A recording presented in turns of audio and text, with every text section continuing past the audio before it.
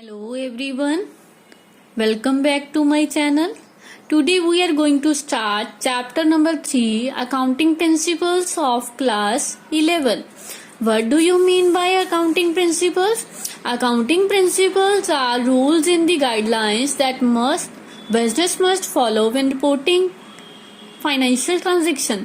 Counting principles क्या आते हैं हमारे पास? रूल्स एंड गाइडलाइंस जिसे बिजनेस फॉलो करता है अपने बिजनेस की फाइनेंशियल स्टेटमेंट्स को प्रिपेयर करने के लिए.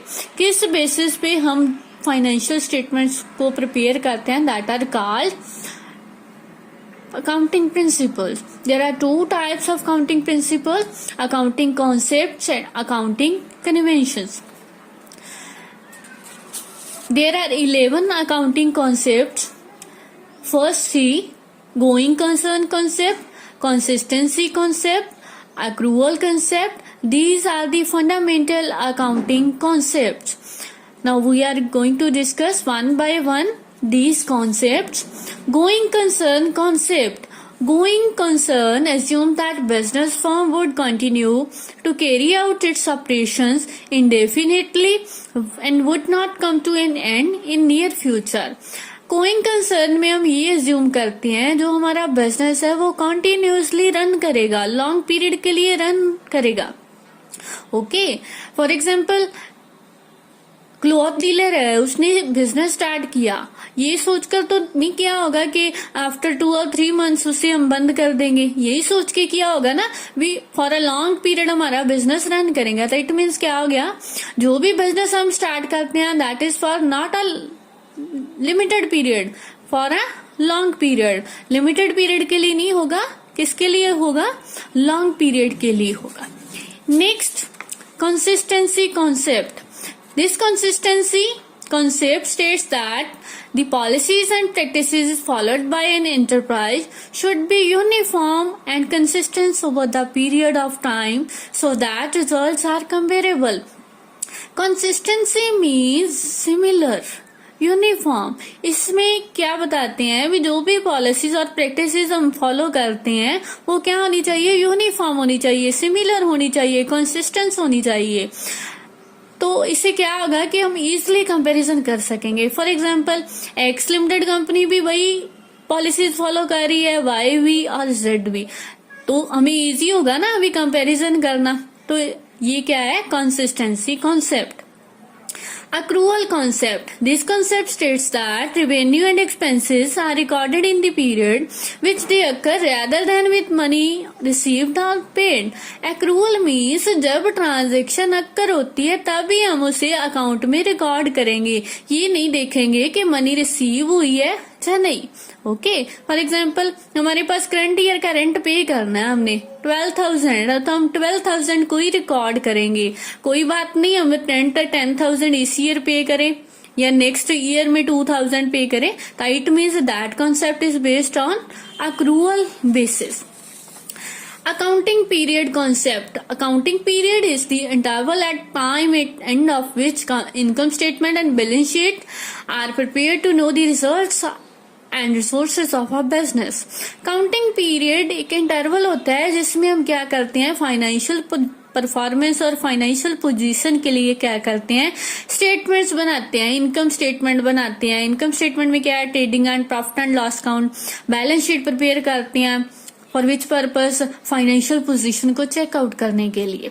ओके, अकाउंटिंग पीरियड कितने मंथ्स का होता है? 12 मंथ्स का होता है, 1 ईयर का होता है. और हमारे पास 1 अप्रैल से लेकर 31 मार्च तक अकाउंटिंग पीरियड होता है, इसे हम अकाउंटिंग ईयर भी बोलते हैं.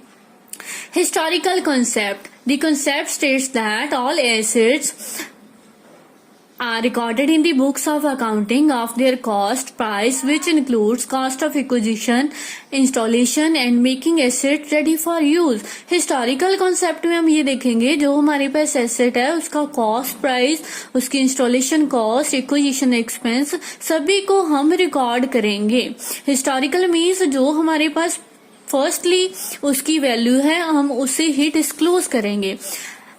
एग्जाम्पल हमारे पास है इन्वेस्टमेंट की वैल्यू हमारे पास 3 लाख है, आफ्टर 5 ईयर उसकी वैल्यू कितनी रहेगी? 1 लाख. तो इट मीन्स हम किसे रिकॉर्ड करेंगे? 3 लाख को, because it is based on historical data. Dual aspect concept. This concept states that every transaction entered into by an enterprise has two aspects, a debit, a credit of equal amount. हमें पता है double entry system में क्या होता है, जो भी transaction करते हैं उसके टू एस्पेक्ट होते हैं, वन डेबिट और one credit. For example purchase of goods of ₹10,000, हमने 10,000 की गुड्स परचेज की तो क्या हुआ, स्टॉक हमारा इंक्रीज हो गया, कैश हमारा रिड्यूस हो गया. अगर एसेट इंक्रीज होता है तब डेबिट होता है, जब डिक्रीज होता है तब क्या होता है, क्रेडिट होता है. It is a dual aspect concept. Now next, business entity concept. The concept assumes that business have a distinct separate entity from its owner. जो business है और उसके जो owner है they are separate from its other. कैसे, owner ने bye की car तो उसे क्या बोलेंगे, owner का पर्सनल एसेट बोलेंगे, ये नहीं बोलेंगे कि बिजनेस का एसेट है. That is a business entity concept. Money measurement concept. This concept clear from the term money measurement. It means क्या हुआ, जो भी ट्रांजेक्शन, जो भी हैपनिंग होती है that can be measure in the terms of money, that is a financial transaction. In accounts हमने पहले भी रीड किया है, only financial transactions are recorded which can be measure in the terms of money. Example क्या है, हमारे पास हमने goods purchase की ₹10,000 की, तो क्या हुआ, दिस ट्रांजेक्शन किससे रिलेट करती है, मनी से. कितनी मनी है, ₹10,000 है, that means it can be recorded in accounts. Second हमारे पास है loyalty of employees. Loyalty not can be measure in the terms of money and that can be recorded in the accounts. Next, revenue recognition concept. Revenue recognition means revenue realize होना. According to this, revenue is considered to have been realized when a transaction have been entered into contract and obligation to receive the amount has been established. Revenue recognition कब होती है, जब वो enter करती है transaction, ownership transfer हो जाती है, तब क्या रियलाइज होता है, अभी एक ऑब्लिगेशन हो जाता है कि हमने अमाउंट रिसीव करनी है, तो उसे हम क्या बोलते हैं, रेवेन्यू रिकॉग्निशन. फॉर एग्जांपल 1 जन को हमने ऑर्डर किया 10,000, 20 जन को सप्लाई हुई. जब सप्लाई हुई तो ऑनरशिप भी ट्रांसफर होगी, तब क्या हुआ, एक ऑब्लिगेशन अराइज हो गया कि हमने रिसीव करनी है इतनी amount, that is called revenue realization. On 20 Jan हमारे पास क्या होगा, रेवेन्यू रिकॉग्निशन होगा. Objectivity concept. This concept requires that accounting transactions should be recorded in an objective manner, free from personal bias, either management and accountant who prepare accounts. Objectivity means जो भी transaction हम करते हैं उसके पीछे कोई ना कोई ऑब्जेक्टिव होना चाहिए. ये पॉसिबल तभी हो सकती है जब ट्रांजेक्शन्स के हमारे पास वेरीफाइएबल डॉक्यूमेंट्स हों, वाउचर्स हों. कैसे, फॉर एग्जाम्पल कैश मेमो हो, इनवॉइसेस हो, sale bill and pay slip etcetera. And last important concept is matching concept. Matching concept means our expenses और revenue are always equal in accounting period. According to this matching concept, expenses incurred in an accounting period should be matched with the revenue during that period in order to calculate results of business operation in the terms of profit and loss in accounting period. क्या हमारे पास जिस concept में accounting period में जो भी हमारे revenue और expenses है वो मैच होने चाहिए एक दूसरे के साथ, जिससे हमें पता चले कि प्रॉफिट हो रहा है कि लॉस हो रहा है. फॉर एग्जांपल हमारा ईयर है 1 अप्रैल 2019 से लेके 31 अप्रैल 2020. इस साल में हमारे पास 1 लाख रेवेन्यू है, एक्सपेंसेस कितनी हुई है 70,000. 1920 का हम जब प्रॉफिट कैलकुलेट करेंगे तो हमारे पास क्या आ गया, 1 lakh minus 70,000 is equal to 30,000. That is a matching concept. Accounting conventions. What is the difference between accounting concepts and accounting convention?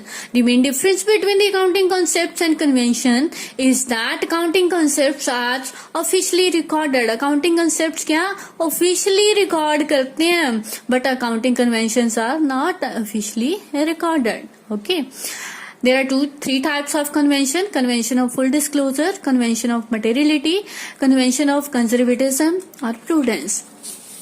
Convention of full disclosure. Full disclosure means each and every item should be disclosed. According to convention, full disclosure, there should be complete and understandable reporting on the financial statement of all significant information relating to economic affairs of entity. Convention of full disclosure में क्या है हमारे पास, जो भी significant information है उसे हमें क्या करना होगा, डिस्क्लोज करना होगा. फॉर एग्जाम्पल कोई कोर्ट केस चल रहा है, मेथड चेंज किया हमने वैल्यूएशन ऑफ स्टॉक का, मार्केट वैल्यू है हमारे पास, हमारी टर्नओवर है डाउन जा रही है, this is a significant information. तो इसे क्या करना है, हमने फुली क्या करना है, डिस्क्लोज करना है. सेकेंड हमारे पास है convention of materiality. In last concept हमने कहा है कि फुल डिस्क्लोज करना चाहिए, तो अब देखते हैं क्या है इसमें. This convention is an exception to convention of full disclosure. According to this convention, item having significant effect और being irrelevant to user need not to be disclosed. इसमें क्या है, ओनली सिग्निफिकेंट इन्फॉर्मेशन को हमें डिस्क्लोज करना है, irrelevant items को हम डिस्क्लोज नहीं करेंगे. फॉर एग्जाम्पल स्टेशनरी का लॉस हुआ है, पेन चोरी हो गया, बुक्स चोरी होगी, पेंसिल चोरी होगी, इससे यूजर्स को तो कोई इफेक्ट नहीं ना पड़ेगा, तो इसलिए क्या होगा, not need to be disclose. Last हमारे पास कन्वेंशन है convention of conservatism. This concept require the business to play safe. It means that do not anticipate a profit but provide for all possible losses. जो हमारा business है उसे क्या करना है, नॉट एंटिसिपेट ऑफ प्रॉफिट. किसके लिए प्रोवाइड करना है, ऑल पॉसिबल लॉसेज. मीन्स के कम से कम हम किसे कंसिडर करेंगे. For example closing stock 1 lakh है, रिलायजेबल वैल्यू 1,50,000 है, तो इसे हम क्या करेंगे, which ever is lower. 1 lakh है तो इसे कंसिडर करेंगे. Okay, taking into consideration which ever is lower term. Thank you for watching.